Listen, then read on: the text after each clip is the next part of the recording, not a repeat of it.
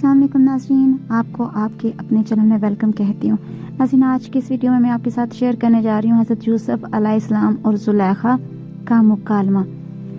नाज़रीन, वीडियो का आगाज़ करते हैं। एक रोज़ ज़ुलेखा ने हज़रत यूसुफ अलैहिस्सलाम से इल्तिजा की कि ज़रा आंखें उठाकर मुझे देखो, तो फरमाया मुझे अंदेशा है कि अंधा हो जाऊं।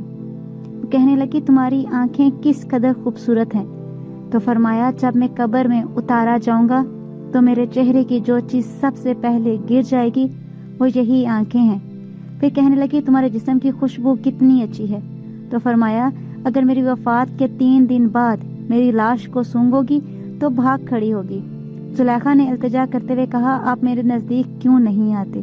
तो फरमाया तुमसे दूर रहकर खुदावंदे आलम की कुर्बत हासिल करना चाहता हूँ। तो फिर ज़ुलेखा ने इल्तिजा की मेरा बिस्तर रेशमी नरम मुलायम है, उठो इस पर चलो और मेरी ख्वाहिश पूरी करो। तो फरमाया मुझे खौफ है कि जन्नत में मेरा जो हिस्सा है वो खत्म हो जाएगा। कहने लगी अगर तुम मेरी बात नहीं मानोगे तो तुम्हें शिकंजों में जकड़ कर रख दूंगी। तो फरमाया खुदा मेरी हिफाजत करेगा। आज की इस वीडियो में इतना ही। अगर आपको मेरी वीडियो अच्छी लगी तो लाइक और शेयर कीजिएगा।